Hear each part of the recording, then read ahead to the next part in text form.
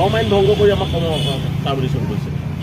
একেবাৰে আমাক টাৰ্মিনেশ্যন কৰিবই নোৱাৰে। আমি যিটো অৱস্থা লৈ যেনেদৰে আমি আহি কৰ্মবিধি কৰিলোঁ, শ্ৰম আইনকো উলংঘা কৰি বিধানগ্ৰস্ত দেখাই এনেদৰে তেখেতলোকে এইবিলাক কাম কৰিছে। অতি দুখ লাগিছে, আমাৰো দুখ লাগিছে।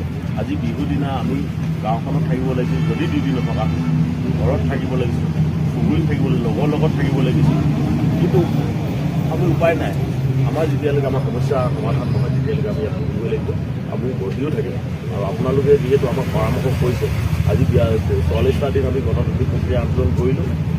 আপোনালোকৰ নিৰ্দেশনা মৰ্মে অসমৰ বুদ্ধিজীৱী হওক, সমাজ সচেতন ব্যক্তিয়ে আমাক যি পৰামৰ্শ দিব, তেনেদৰে আমাক আন্দোলন কৰিবৰ কাৰণে আমাক পৰামৰ্শ দিব, তেনেদৰে আমি কৰি গৈছোঁ।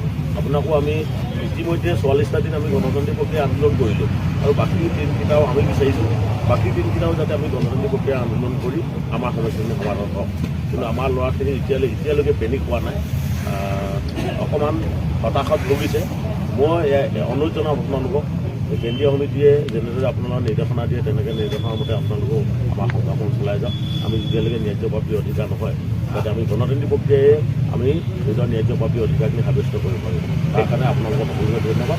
পুনৰবাৰ মুখ্যমন্ত্ৰীৰ লগতে পৰিয়ালবৰ্গলৈ ভোগালী বিহুৰ শুভেচ্ছা জনালোঁ। ধন্যবাদ। মই বাৰে বাৰে আপোনালোকক এইটোৱেই কৈ যাওঁ শেষতো যে আপোনালোকে কিন্তু যিকোনো কাৰণতে আপোনালোকে হিংসাৰ আশ্ৰয় নলয়। আপোনালোকে অহিংসভাৱে কৰি আছে, এইটোৱে আপোনালোকে অব্যাহত ৰাখক। কাৰণ যেতিয়া এখেতসকল মোৰ লগত বহিছিল, মই তেতিয়াই সেই টক শ্ব'টোতে মই কৈছিলোঁ যে যদি হিংসাত্মক ৰূপ লয় তেতিয়া চৰকাৰে গুৰুত্ব দিয়ে, তাৰ ফল আপোনালোকৰ লগত এৰণি। মই তাত কোৱা কথাকেইটা 100% ফলিয়াইছে। মই কৈছিলোঁ যে তাত অকল 14জন বা 15জন ল'ৰাই কিন্তু খেৰণিত প্ৰতিবাদ কৰি থকা নাই, এখেতসকল আছিল। মই তেতিয়াই কৈছিলোঁ যে চৰকাৰে কিন্তু তুলিয়াম ৰংহাঙো গুৰুত্ব দিব লাগে, অসম চৰকাৰেও গুৰুত্ব দিব লাগে। আৰু যদি গুৰুত্ব নিদিয়ে ফিৰিঙঠিৰ পৰা কেতিয়াবা খাণ্ডৱ দাহ হৈ গৈ। তাৰপিছত কি হ'ল, সেই 14-15জন ল'ৰাৰ ৰাতিৰ ভিতৰত উঠাই আনি যিটো ভুল কৰিলে, তাৰপিছত দেখিলে নহয়, তাৰপিছত বাধ্য হৈ গ'ল, কাৰণ আহি আছে ইলেকশ্যন।